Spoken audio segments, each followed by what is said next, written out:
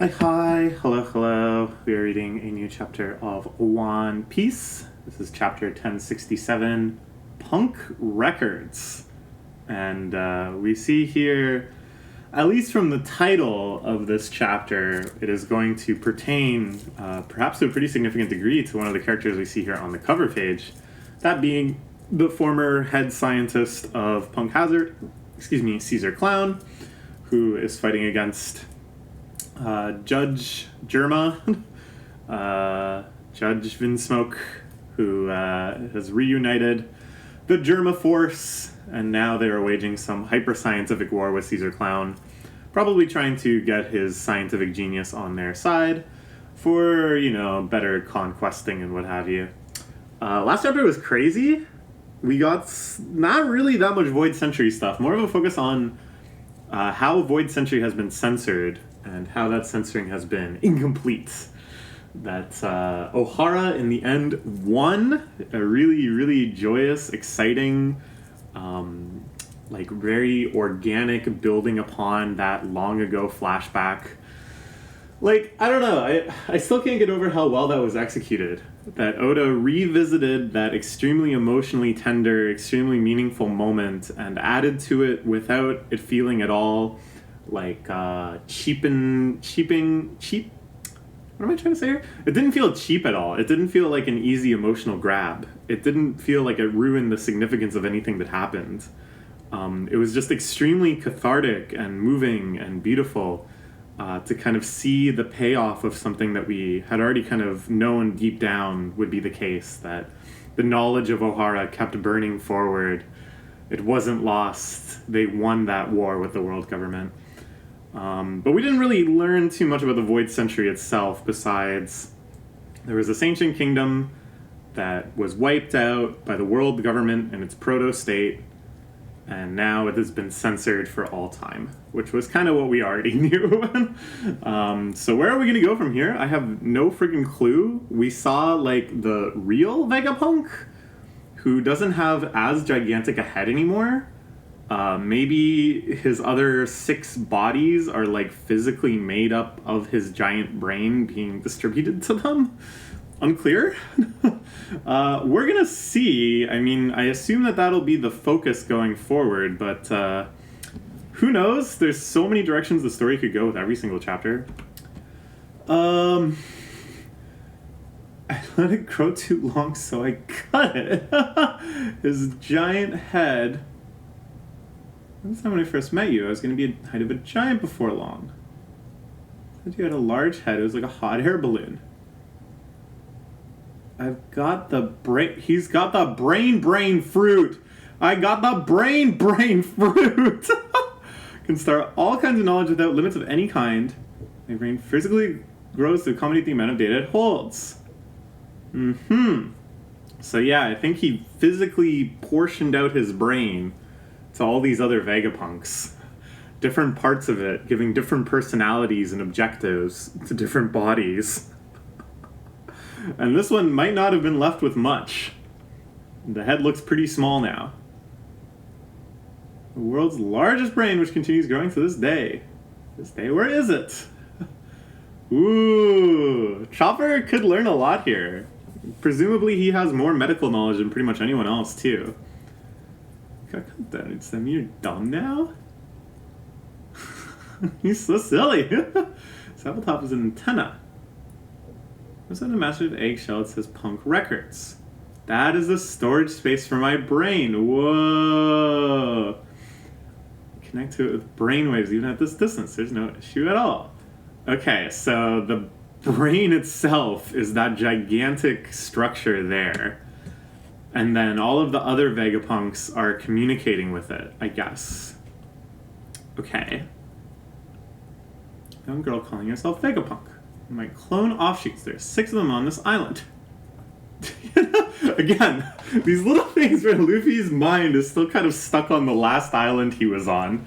And he keeps trying to guess things that are in the frame of reference of that because he just has a little bit of the ADHD and doesn't really conceive of things that aren't directly related to what he was just dealing with. Okay. Just thinking that Because he can make clones, he must be a ninja. Expert in one of my necessary facets. I'll stitch them together, complete one complete copy of my personality, but they do 6 times as much. So yes, we've met them all now. We were able to pretty much infer this being the arrangement, but it's nice to hear Vegapunk explain this to Luffy, not just because, you know, it's the most clear, concise picture of what's happening given by an authority, but also because Luffy's reaction is going to be really funny. They synchronize their experience in the knowledge with the punk records. Distinct, each one's experiences are worthwhile and unique. I don't know why they're in this order, but whatever. I guess we have, like, in the middle are the 2 main thinking, decision-making ones, Shaka and Lilith, that seem to have the greatest overall strategic vision of what should be happening with Vegapunk's labs and what have you. Edison and Pythagoras are like the tag team inventor duo, and then Atlas and York are like the body itself, like taking care of business in different ways. They all use the same brain. Luffy is so confused. He has no idea what's happening. Think of it like using the same library. If everyone in the world had access to my brain, then all of humanity would essentially share my intelligence. One step further, if all of humanity could mutually update punk records on a regular basis, create an entire sea of knowledge that far surpasses even my vast intellect. One day humanity will be able to share a brain. This is the technological singularity. This is like a less wronger type concept that had been in sci-fi for decades, but really kind of took off with the kind of pseudo-religion that Less Wrong eventually became. Thinking of the day that everyone's mind will be uploaded to the great machine god, which is kind of like an intelligence comprised of all possible thoughts created when artificial intelligence becomes sufficiently self-improving that it takes off exponentially and then produces this sort of giga overmind, which is just incomprehensibly, unimaginably intelligent. It's a sci-fi staple. I don't think it'll ever happen. I don't know. I don't think it necessarily has to happen. And I don't think it necessarily has to happen in the One Piece world either. Vegapunk, of course, is very, very smart, as were a lot of these Less Wrong people, but he is a bit of a kook, just like all these Less Wrong people. Won't you have ideology issues? Hey, true. Well, Jinbei, first son of the sea. I like that he uses Jinbei's title like clockwork. Unclear why, but, you know. Science will never advance if you spend all of your time worrying about it. Pet, pet, pet, pet. This is his trademark laugh. I'm really liking Vegapunk as a character. He has just that right kookiness, you know? So tropey, so traditional, but he's situated in such a unique position with all of the lore that's been built up around him, all the things we know he's responsible for, and his role in this like very complex fantasy world, that he can be as stereotypical as he wants, you know, as tropey as he wants, and he's still like a super compelling, super fascinating, unique character, right? So I really like that Oda leaned into something that's so classic, so iconic, and just to have a character like this emerging after being hinted at for like 700 chapters, having him show up this late into the series, it's just so cool. And then it's kind of like, well, there's a lot of other like crazy scientist tropes that we want to play with, and some of them we kind of want to be more dignified with it, some of them we want to be a little more scary with it, sometimes we want to be even more goofy. So it's like, alright, we're just going to make 7 Vegapunk characters. Okay. I'm just really enjoying this. Your problem isn't in Vegapunk. Endless quest for scientific knowledge will spare no one in its greed, including my father, who you turned into a mindless weapon of war. A beam saber.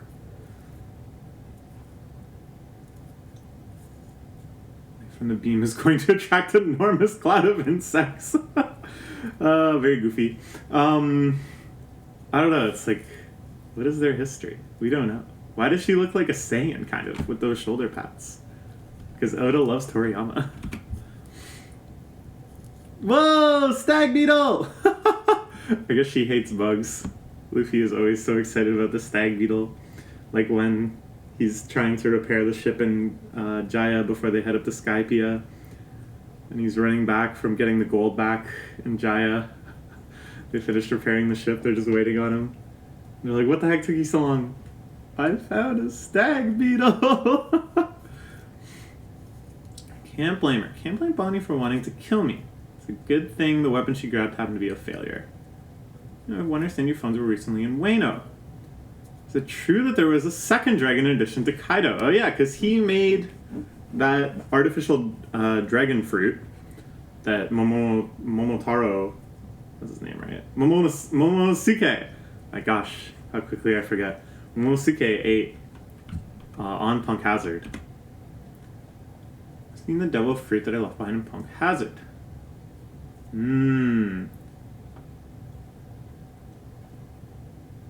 Kaido's bloodline elements. Fruit didn't have the same qualities. So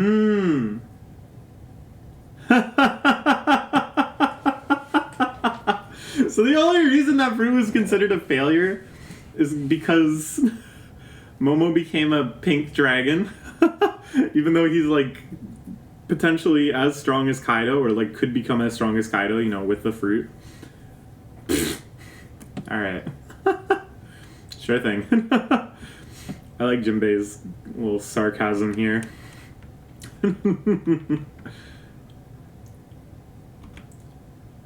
This robot then. You build this too, make it move. The legendary Iron Giant that is said to have attacked Sacred Marijois around 200 years ago. It was built 900 years ago. So it was built by the Ancient Kingdom. During the Void Century, presumably it got wiped out. But maybe it got, you know, hidden away. Goal was never stood. No damage, only because it ran out of energy. Scientists at the time were utterly shocked by the event. Their scientific power was beyond anything they could comprehend. Nobody knows where it came from or what it was trying to do. The government ordered for it to be torn down and destroyed. Scientists hid it. Okay.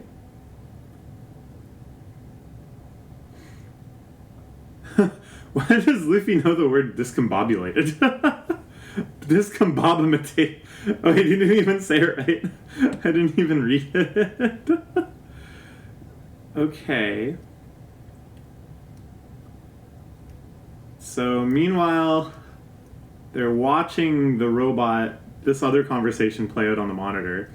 It's kind of convenient that the real intelligent people in the crew, besides Jinbei's pretty smart, but, you know, Robin, essentially, is going to be here to get the full picture. There's not going to be stuff she's missing out on, because she wasn't privy to this conversation either. I just want Robin to learn as much as possible and figure this shit out and maybe tell us if we're lucky. That's the year that when fisherman discrimination became a huge issue. The robot climbed up from the Grand Line. Okay. I don't know. I don't have too much to speculate on here. I kind of feel like I just want to keep going and see what happens. I don't think this big robot is like an ancient weapon or anything. But it's like which faction was able to find this Void Century artifact and use it for their purposes? Was it the Fishmen? Was it blamed on the Fishmen? Vega Force 1 using that robot as a guide. Aspects of it that even my scientific power is unable to recreate. What can't you recreate about it? It's dynamic power source. The power is strong enough to rewrite everything we know about the world today. Hockey?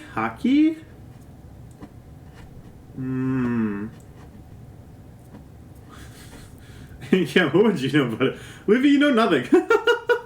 It's just the vibes. He just senses that the vibes are bad. There's something I need to give her. It was fate at work, bringing you here to me today. Will you take me off of Egghead? Okay. Because I was thinking, this arc is very interesting. We're learning a lot of fun characters. But, like, what's the conflict? We know Bonnie has some beef with Vegapunk. We need to kind of figure out the story there. I think in the end he's probably going to be redeemed. But what are the Straw Hats doing? Right now it just kind of seems like they're on Vegapunk's Magical Mystery Tour, and then they're just going to ship up and head out. But here, now we have a little bit of conflict. Will they take the Elder OG Vegapunk with them? And B, will they be able to leave at all if Cypher Pole is pulling up to capture them? So now the rest of the arc, I think, can play out. Not like, typically, obviously there's going to be a lot of weird stuff happening this arc and probably a lot more revelations, but we have our conflict through line. We have the fights that are going to get lined up. When is the parts of Jilly Bonnie sailing to Egghead? We're finished with her already. We see her, we'll disappear her for good. CP0 is on board. It's Lucci. The Violent. I hate that guy. He's still working at that job. Okay. And in the back, by the way, we can see the Kuma Pacifista. Not the normal Pacifista, but the Seraphim Pacifista. Normal robotization of his body wasn't enough. Now they need to Lunarianize it. By this ship, tell it to unload the Seraphim and leave. Prepare to fight back. We are refusing entry to the world government. Awesome, awesome. This means Vegapunk's going to be on their side. All his weird technological powers are going to be on their side. Kuma's acting strange. So here they are repairing Kuma, the Kamabaki Kingdom, which is kind of like the new headquarters of the revolutionaries. A bunch of revolutionary folks here, including this gadgeteer mousy dude.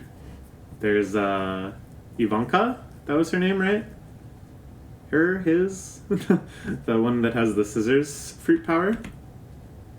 Where are you going, Kuma? You shouldn't be fully mobile yet. Not supposed to have a will of his own anymore. Kuma running off. The OGs are here. All three of the original leaders of the revolutionaries. Eva and Dragon and Kuma. But Kuma is malfunctioning. So we still gotta figure out the Kuma story. Who knows, maybe he's going to have enough willpower and coherence to pawpaw fruit himself to Egghead Island and get involved in all this. It's gonna be pretty interesting. Because, I always talk about Oda writes such that he has cards in hand. Characters and events and revelations and stuff that he can strategically deploy to, spice up an arc or to move the plot forward in certain ways. And now that we're entering the end game, it's not so much a question of, he has all these cards in hand. When is this going to come out? When is this going to come out? It's more like he only has so much time to get rid of all these cards in his hand, right? So I could see this being the CP0 arc, right? And that seems pretty clear at this point. It's going to be the big finale to that. It's going to be the Jewelry Bonnie arc. We're going to get, the full story of her here. And the Kuma arc as well, and the Vegapunk arc. And maybe also, the Void Century Revelation arc. Maybe it's also the Revolutionary arc. Although, that one seems a little harder to believe. But it's now at this point, the gears are going to change. We're going to start really accelerating all of these concepts into the story, which is very, very, very exciting. I don't know. I don't have too much more to speculate on. This whole robot revelation is pretty amazing, and it hints again that there's kind of two key events here. There's the original war between the world government and then 200 years ago. And then it's all that stuff with the Fishman prophecies and stuff, a recurring destiny cycle of people like Shirahoshi being born. Could that have something to do with it too? I don't know. Let's just keep reading. Let's look forward to next week. No breaks. Knock on wood. Oda will keep churning these out at a weekly pace, at least until the new year, when there's a couple weeks off. Okay. All right. Bye-bye.